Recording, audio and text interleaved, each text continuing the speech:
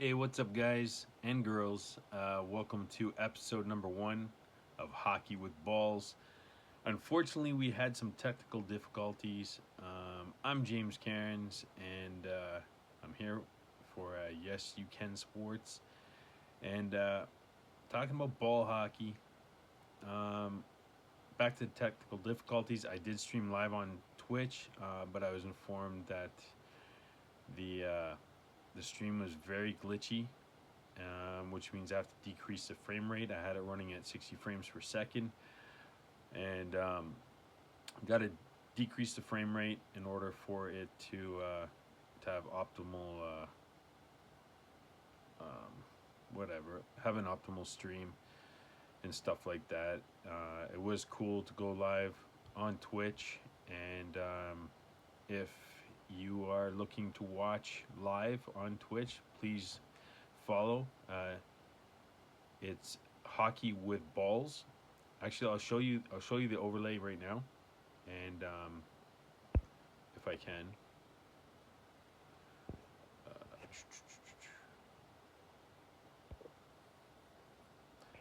All right, I can show you what it looks like. Basically, that's it there. That's the overlay we have.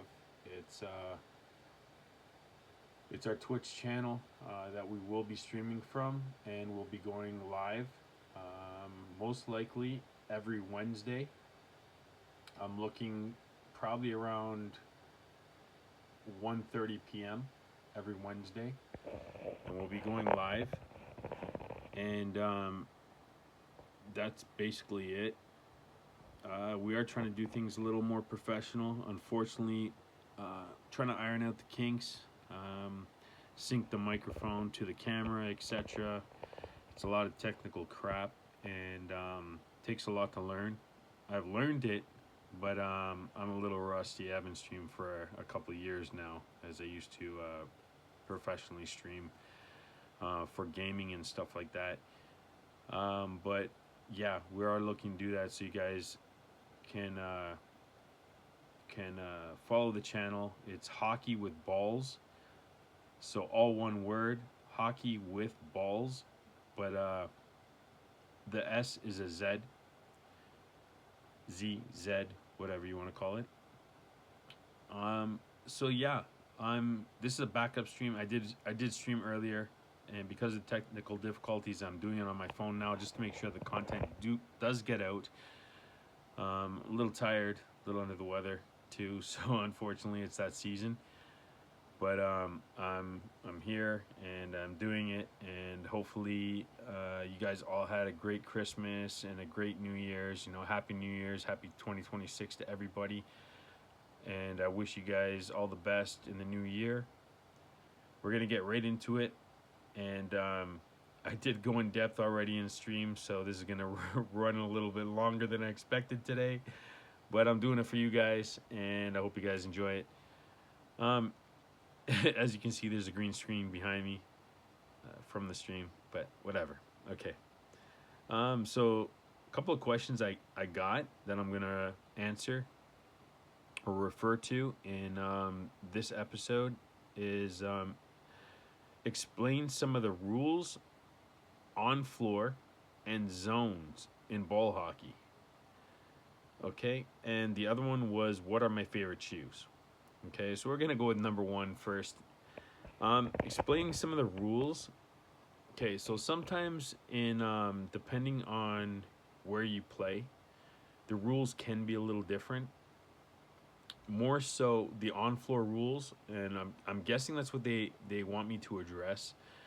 There was no explanation to me in regards to what they meant in regard to zones or rules, etc. But what I'm going to explain is basically the on-floor rules. So your blue lines, your center lines, stuff like that. We all know hockey rules. You can't high stick someone. In ball hockey, you can't really body check someone. Depending on the level you play, there's also roll offs and bumps and shoulder to shoulder, stuff like that, that you may get away with. Let me just set this up a little better here. There we go. So yeah, uh, in Niagara region, it's um, it's the blue line, so your own blue line. Once you gain your own blue line, you can shoot it into the offensive zone without an icing being called. So so once you gain the zone, the red line or the center floor line is now the offensive zone. Um, so the opposing team, the defensive team, has to clear the center line in order to clear the zone. Okay. If you're gaining the zone with possession of the ball, obviously you cannot cross the blue line. Just like ice hockey, you cannot cross the blue line first before the ball gains the zone, or else that's offside. So a tactic some players use in the Niagara region is to gain their own blue line, just fire it into the zone, and then the forwards can run at free will into the zone, in the offensive zone, and attack or pursue the ball and create an offensive opportunity. In Toronto, they play red line, so center ice or center floor. So you have to gain the center line before you can dump it in the zone to negate icing. Once you dump it in the zone, then you know your forwards can get in, or you simply carry the ball into the zone over the blue line, and it's not offside. Okay, so you can shoot from the center line in Toronto to gain the zone, and it's not icing, just like ice hockey. And once the defensive team gains possession of the ball, they have to clear center again in order to get it out of the zone. And that's the only difference from ball hockey to ice hockey, and that goes for everywhere. In order to get it out of the zone, it's center. Okay, so you have to clear center. In ice hockey, we all know as long as you get it out over the blue line, they have to regain the zone. And this going into zones, the question regarding zones, a lot of teams or a lot of players think there's only two zones in ball hockey or ice hockey. And those two zones, they assume are just offensive zone and defensive zone. No, guys, there are three zones in ball hockey. Offensive zone, neutral zone, and defensive zone. Okay, a lot of people forget about that. So it's often you'll see a lot of plays made in ball hockey, especially where the defenseman gets the ball and they bank it off the half boards up to a forward waiting on the opposing blue line.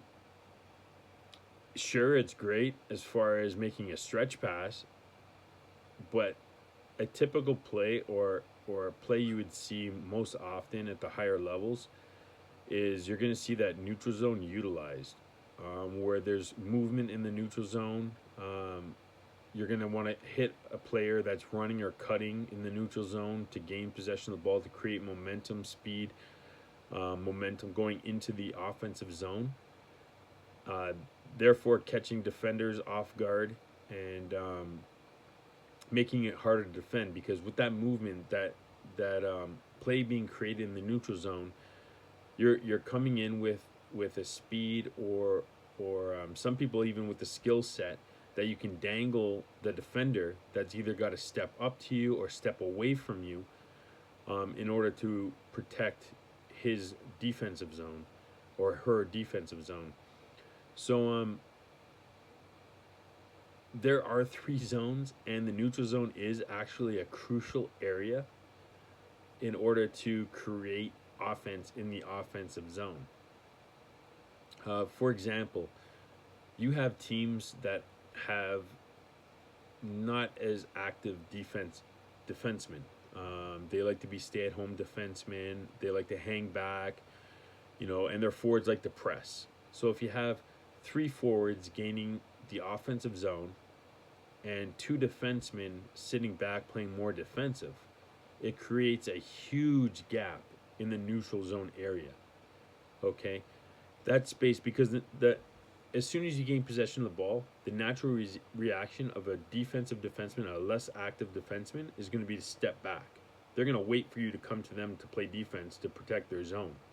Okay, and most likely those forwards that were in the zone are going to have to now chase you, or are going to have to back check on you if they want to at all.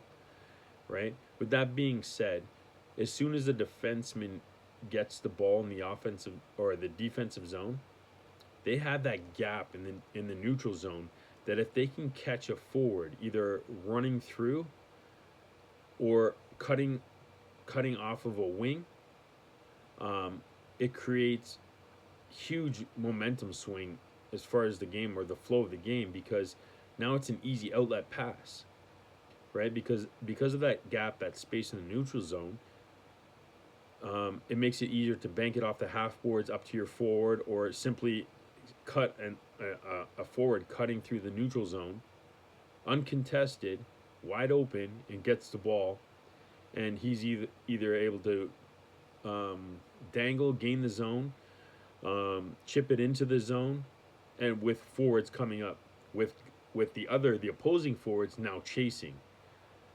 You see what I'm saying? So now you can easily have a 3-on-2. Ideally, you'd want to pair up defensemen, in my opinion, my personal opinion. You're going to want to pair up your defensive pairing as one active D and one stay-at-home D. That's something kind of ideal, I feel, in ball hockey, because that one active D can jump into plays and be more of a forward, and basically you're gaining four forwards in the zone type of thing. That moves around a lot, is more mobile, and that's what I like to play personally. And there's a ton of confidence given to an active D when he's with a stay-at-home defenseman, because he always feels like he has someone covering him, like someone's got his back.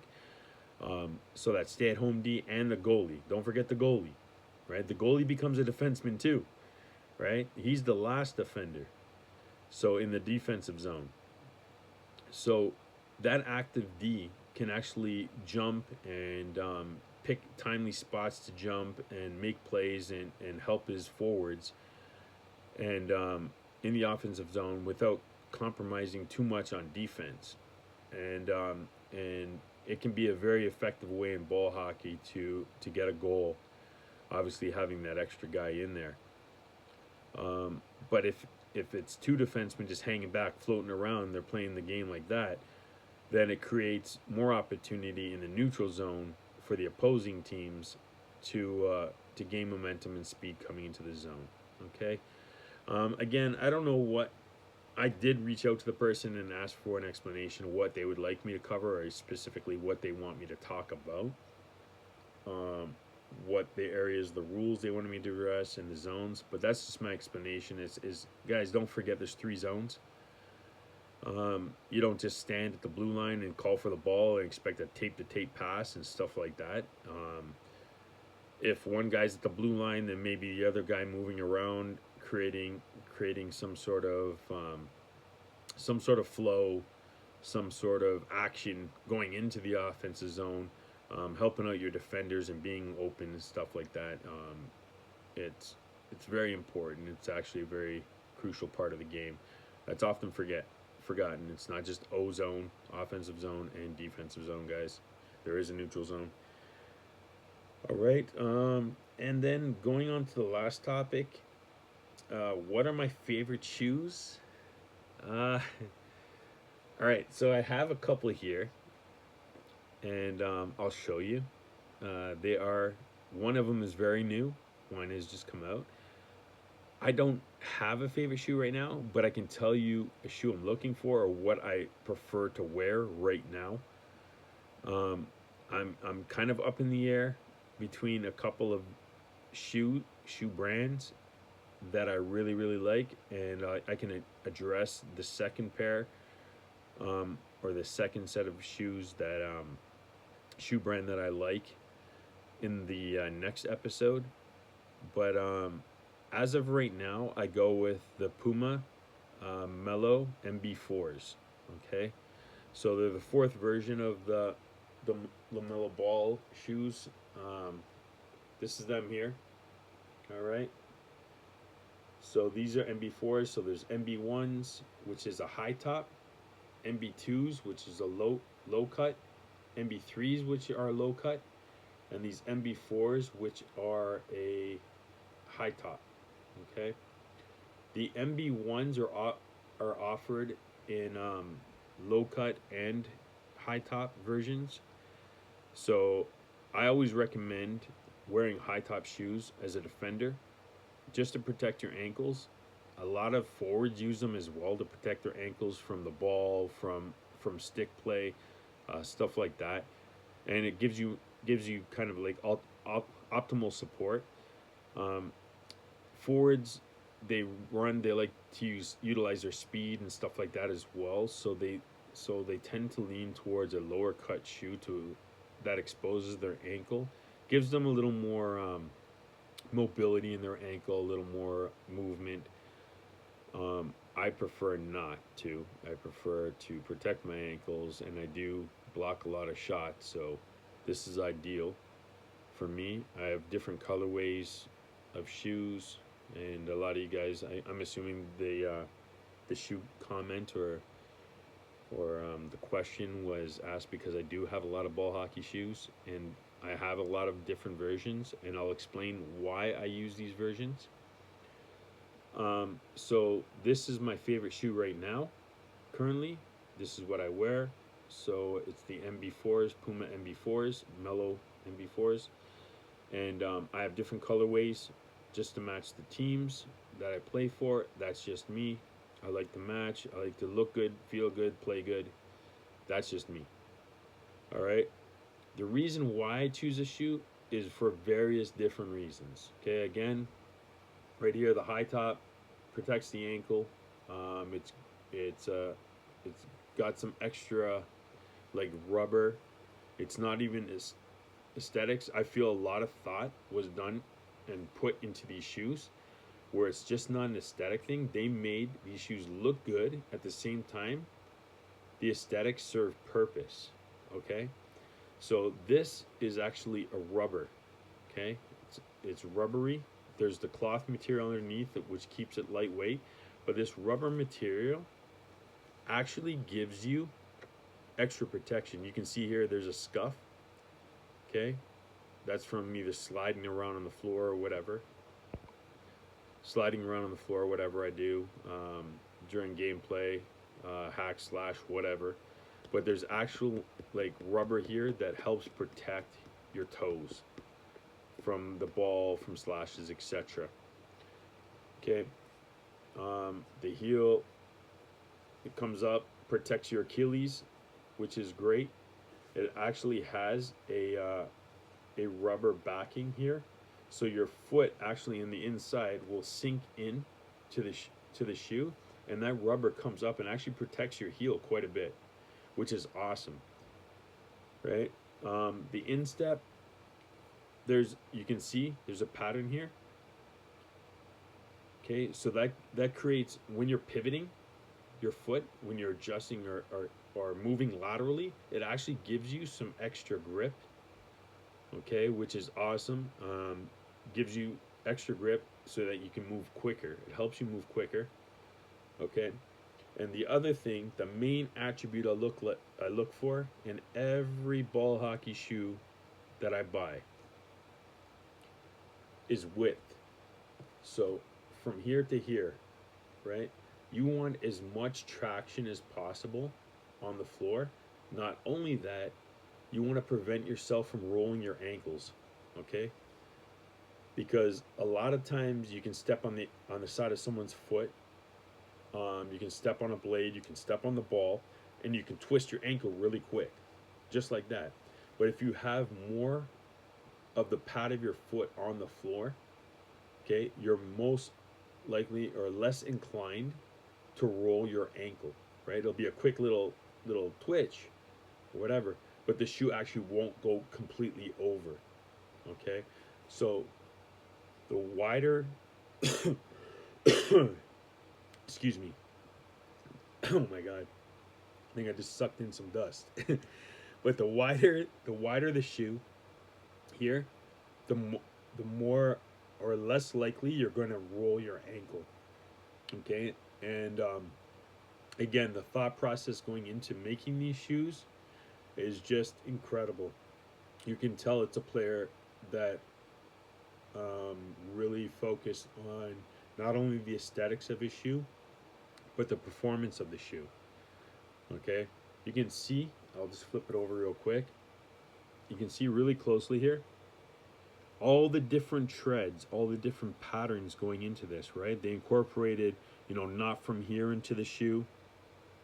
Um, all these, they got deeper treads, which is great for ball hockey, especially if you play outdoor ball hockey.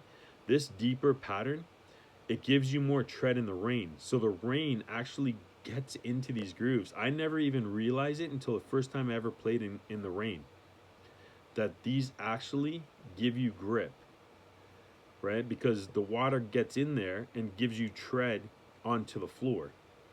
Okay, I don't know if that was ever a thought, because these are court shoes, these are basketball shoes. There was never probably a thought that that would actually happen. So that could just be some luck right there.